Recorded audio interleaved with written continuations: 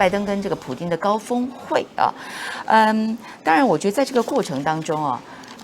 很多人两大这个强权啊，领袖会面，在这个非常风景如诗如画的这个日内瓦的一个这个别墅里面举行啊，这个画面看起来很漂亮，又是两大强权的这个领袖。首先人会用我很多细节，我们待会再来谈。很多人先会用输赢来看，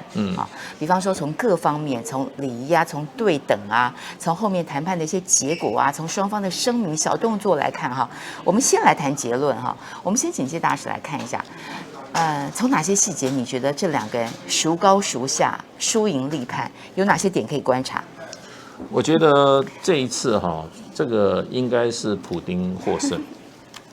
你看他两个人哈，一开始啊，谁先伸出手来握手，在这个众目睽睽之下，是拜登先伸出手，然后普丁才把他手伸出来。那这个时候你就看出来了，这个会也是拜登提议的，所以拜登必有所求。那在这个过程中呢，我觉得普丁充分利用了这次机会，他在之前接受美国国家广播电台那一场访问真的是讲的是掷地有声。对。然后呢，在过这次这个会议结束以后，拜登站在各国媒体之前又举行了1个小时的这个记者会然后又是侃侃而谈。他这个表现就让人家会对普丁的这种能力、机智，跟他对事情的掌控能力对他完全刮目相看。我看了他1个小时的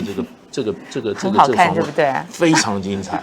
因为他这个美国派出的记者访问他的，基本上都是本来就不怀好意的，所以拜登都很有技巧、很有风度的化解。他说：“你这个是预设前提的。”那么跟记者，然后呢进行短兵交接，这是展现一个领袖的自信而且在全世界的观众面前展现了俄国的领导人的这种不管是各方面的水准。所以季老师你讲的这样就有道理了。为什么呢？因为照理来说在这个双方的高峰会之后呢，本来会是有一个联合记者会，对这是大家所预期的，全世界记者呢都希望有这场记者会，但是呢后来没有，就双方各自发表声明，各自召开记者会嘛。那么到底为什么没有呢？现在 CNN 的说法是白宫要求希望不要有，白宫真是太睿智了，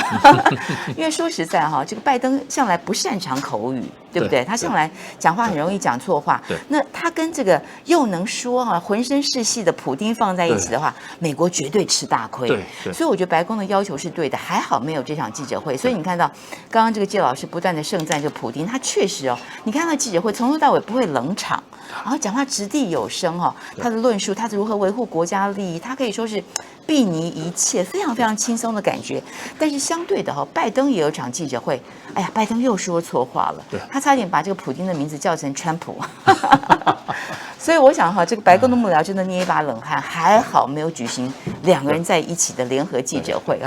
另外一头我们看到刚开始的时候一进场嘛，主要是希望有个大合照，但是大家都观察到这两个人的视线从头到尾没有交集，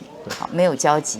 那么尴尬癌爆发两个人视线都不知道该看哪里，这个手握了，眼睛没有交集之外呢，气氛非常冷。本来预期这场峰会应该4到5个小时，但是最后呢3.5个小时不到匆匆结束，然后连一般常见的餐会都没有，都会有个午餐会晚餐会连个简单的餐会通通都没有。这几个月来我们也看到，确实美俄之间可以说是针锋相对，这个麻辣互呛，但是没有想到关系坏成这样他这个之前气氛搞坏就是拜登讲拜登讲这个普丁是刽子手，对，这个历史上很少见，因为这个人身攻击所以普丁是非常不高兴的，所以他立刻把他驻美大使召回俄罗斯，就是立刻把他的关系把他降级了。这刽子手比较精准了，还有人翻译成这个杀手等等但是不管怎样，我觉得最有意思的是当时这个普丁的回应普丁，我觉得普丁的回应不错他就说祝拜登身体健康。对。大家知道，因为拜登选举的时候最被疑虑就是他年纪太大了，他身体健康的问题所以普丁这个话呢，表面上看起来是祝福，但是私底下感觉上好像很多刺在里面。那普丁真是个厉害角色，他当时说呢，祝福这个身体健康，还特别补了一句，我没有讽刺的意味所以这个确实是很厉害，确实是一个高手。而且我如果是普丁的话，对，我会想说，你拜登有什么资格批评我？我在俄罗斯，我是经过公开的普选，得到了将近80%选民的投票支持。我到现在，我在俄罗斯国内的声望是7成到8成的支持率。你普丁，你的跟你一起竞选总统的那位川普，到现在还在说，你把我的选举偷走了，你这场赢来是偷来的选举。然后呢，拜登今天在美国的所谓的支持率远低于今天普丁在俄罗斯的支持率，而且你今天如果这个情况之下的话，那你拜登有什么立场来批评普丁？所以这次普丁他一直提了几件事情，我觉得他已经插手美国的内政了，明着都是他不需要按着来，他不要就是透过网络，他今天就跟大家讲说，你们那个现在在调查这些就是说在选举过这个时候侵入美国国会的这一群人，对不对？你们这些人，你有没有注重他们的权利跟他们的人权？你这个调查公不公开？对，里面有一位女士，她手无寸铁，我们在全世界的镜头上看到，她被警卫用一枪，用这种直接命中她，一枪毙命。她没有，她并没有，她没有任何的武器啊，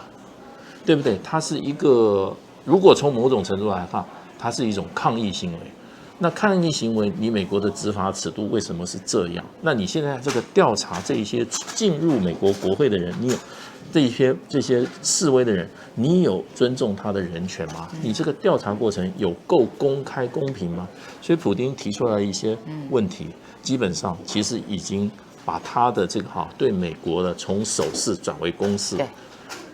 所以我们看到这个拜登在3月的时候接受访问，我觉得是失言啦他说普丁是刽子手，是杀手。当然普丁的回应呢，我觉得也是很智慧。那么普丁呢也曾经评价过拜登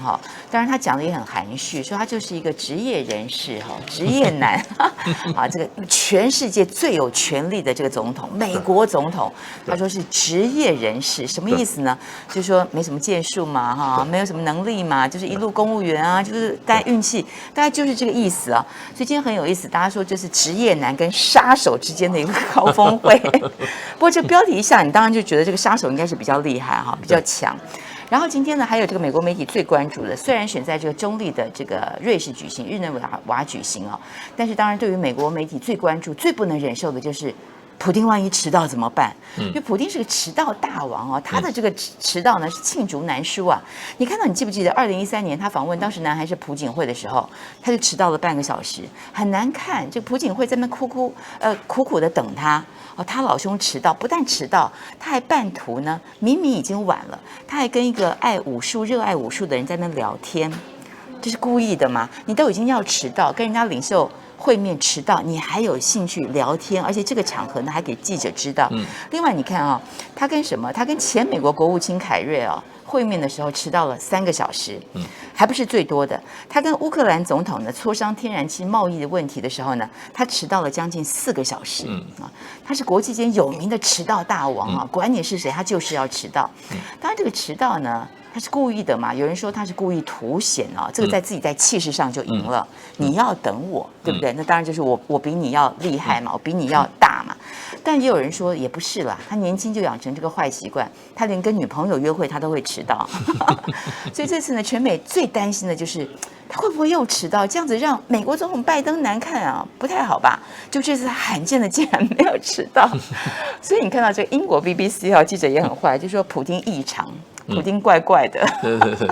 你怎么看待？我觉得就是说，普丁应该是小事糊涂大事还是不糊涂因为这个是举世瞩目嘛。对。那么，所以我想还是给这个拜登一个面子那么，如果他迟到个15到20分钟的话，我想拜登也不会佛袖而去了，因为是你这次找他的，摆明了今天是你有求于俄罗斯嘛？你今天拜登心里面玩的是什么一个花招？其实普丁也很清楚，你不就是想跟俄罗斯间的关系的紧张程度先把它控制住，集中你的力量去对付中国大陆。对。所以普丁非常清楚，所以说实话，他没有迟到起码没有迟到起码我觉得应该起码10分钟、20分钟我想拜登也只有摸摸鼻子，也不敢这个拂袖而去了。对，国际政治就这样，本来就是尔虞我诈，大家都为了自己的利益至上。那不过美国跟俄罗斯之间的这个仇恨这个对立实在是太深了。因为从普丁的话讲得很清楚，说这个俄美关系搞成这样，美国要负最大的责任。对，美国之前驱离了这个大概数十名的俄罗斯的这个外交官嘛，对不对？那俄罗斯也把这个美国呢列为不友好的国家双方互呛已经好长一段时间。但是与此同时呢，我们也看到了这个普丁呢，他说中俄的关系是史上最好。那么大陆这个习近平呢，我们看到他在这个之前他也说过，他说普丁是他最好的朋友所以双方的关系可见一斑。那么这次刚刚季老师特别讲拜登心里打什么主意呢？讲得很清楚，就是呢，他希望能够稳住普丁，稳住俄罗斯。当然你说他要把这个跟俄罗斯的关系拉到多好，我觉得大概也不太可能在之前我们看到，在这个会面之前，那么普丁怎么讲呢？普丁就很直白的讲，他说俄罗斯跟美国之间关系累积了很多问题。他很直白这样讲。那么拜登怎么说呢？拜登也很没气的说，这个面对面见个面总是个好事感觉上他的期望也没有很高但是你看到美国也很积极，这毕竟是这个拜登就任之后的第一次出访，当然他的行程很忙，在 G7 呢提出这个，现在大家这个都知道嘛，那么 B3W 还不够，他现在还要所谓的联俄制华、联俄制中那么普丁讲话向来讲大白话，他在这个峰会开始之前，他说我看到了美国破坏中俄关系的企图，他之前就把这个东西点出来了，所以他也呢在各个场合不吝惜的称赞中国大陆，所以中国大陆的经济发展等等，他不认为会对于这个俄罗斯造成一些威胁。虽然双方是有些领土上的一些矛盾等等之类的，但是无论如何，此刻呢，他还是认为这是这两个国家历史上关系最好的时刻。那么普丁的发言人讲话也很直白。那么之前有被问到，他说对于这次峰会呢，是否会有效改善两边的关系，他也认为很困难。所以呢，现在我们看到国际间的所有专家都认为，这次的最大收获是什么呢？收获就是总算见了面，这就是一个最大收获。对，只能做到这里了，因为再往深的走的话，这个利益冲突太厉害了。俄罗斯的最后的底线，他之前他就讲了，乌克兰加入北约的话，他没选择了。他事实上之前你看他做了很多15万大军陈兵这个乌克兰，就是告诉北约跟美国这块地方就是我的红线，不要动。第二个，事实上俄罗斯在过去20年它苏联瓦解的时候，它是真的 GDP 掉了一半，可是这几年它经济上来了，它重建海军，它20号舰艇在太平洋的中部举行盛大的军事演习。现在的军事演习都在展现他的实力了。可是西边他有能力，他有太平洋舰队，东边两个地方不要碰，一个就是乌克兰，一个就是白俄罗斯。问题，美国这个国家真的是步步进逼把把乌克兰的问题已经搞成现在这么一团。前一阵子这个白俄罗斯的选举，你看这个美国的手插得多深。所以这一次，其实俄罗斯这个普丁一直提了很多事情，就是说这些西方国家事实上在煽动俄罗斯境内的反对团体，然后对俄罗斯进行颠覆。他已经讲得很明了，那就是说今天也不是俄罗斯他要怎么做的问题。其实俄罗斯从普丁来讲，他是非常亲西方的，他讲流利的这个德语他以前在 KGB 又是在东德工作。他是非常向往，因为我观察他20几年，我觉得他是很希望把俄罗斯，像他是俄国的彼得大帝，就是希望跟欧洲合在一块，可是他从来没有得到好的回应，不断的怎么讲，还是把他当做一个异类的攻击。你比如说他这个 Navarro 这个异议分子， Navarro 政治反对，对不对？然后他要举办这个啊，他的支持人要举办示威的时候，美国大使馆帮他一起发布消息，说在什么时间、什么地点，大家上街去抗议，这是明显的干涉。颠覆俄罗斯的政是可忍孰不可忍哈，对他来讲，这个是做的太明显。普丁之前就放话，他说哈，任何想要咬俄罗斯的外国侵略者呢，都会被打掉牙齿啊！战斗民族哈，讲话就是很直白。那么双方呢也发表了联合声明，当然这个联合声明哈，官样文章嘛哈，核战中不会有人获胜呐哈，双方有一些武器的管控、减少风险的一些承诺啊，等等等等等。但是就像介老师所讲的哈，美国这个国家也是这样，常常哪壶不开提哪壶哈。他也特别强调，有在普丁的面前提到什么？提到人权，提到民主，提到这个网络攻击。你知道美国对于中国大陆、对于俄罗斯这个人权说教哈，这个戏码是一定要的。所以当然现在各方的评论很多，我看到一个评论哦，其实也确实为这次峰会做了一个注解。其实哈，今天为什么我们看到美国哈，可能对他来讲他是，屈尊降贵吧，纡尊降贵，就是要邀请这个普丁来，其实也给了普丁一个面向全世界的机会嘛，他可以跟美国总统平起平坐，虽然他是准时出席，他没有迟到，蛮给面子的，但是这么多年来可以说是做事哈。中国大陆跟俄罗斯两个国家战略结盟，这是美国这几年来最大的失误。对，美国其实他本来就是希望美国这个国家的这个安全政策啊，它是承袭英国的，也就是它本身啊，它把自己当一个岛，岛之外呢，全世界最好是越乱越好，就是说它维持它的安全，别的地方啊彼此互相争斗，就是它符合，它可以在家里睡得着觉，跟英国以前哈把欧洲大陆搞得一塌糊涂一样，所以美国事实上在全世界，你要看它成为霸权以后，它在全世界都是把别人安定的地区搞为不安定，这个就是说和平的这个一个国内环境，把它变成不和平，到处怎么讲煽风点火。那他这一次，我觉得拜登从川普跟拜登犯一个战略性的错误，就是什么？他基本上还是照他传统，可他力量不够。力量不够以后，他就事实上他这些作为啊，东边哈，在欧洲把俄罗斯搞的这个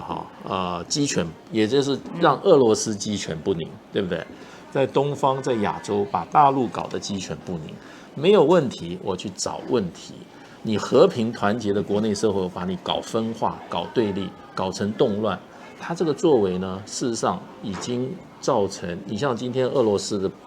普丁已经公开的挑战了、叫板了。那大陆前一阵子杨洁篪跟这个王毅也公开叫板了。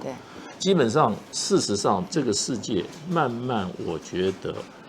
大家会一起来对美国提高更高的警觉。而最大的问题是说，美国已经没有那么多资源，让他可以在国际上到处要人家配合他，来这个制造纷乱。那么最重要，你看今天去北约来讲话，我都叫你配合我。对，你今天你有任何的实际的经济实体的援助吗？没有了。是啊。那这个时候，美国我觉得就是说会越来越怎么样，相形见绌了。那么反而助长了其他地方的团结。我觉得很多美国过去2次大战以后这种霸权的这种作为啊，我觉得它的效益是边际效应递减嘛。那么俄罗斯可能也没有那么高的意愿要跟中国大陆结成一个盟友关系。可是美国这个作为的话，把中国大陆跟俄罗斯啊推在一起，这是绝对是一个很明显的事实。是，所以从这个季老师的论述，我觉得放在这个台海的关系哈，美国的角色也是通的。好，所以大家可以再深思一下，想想看。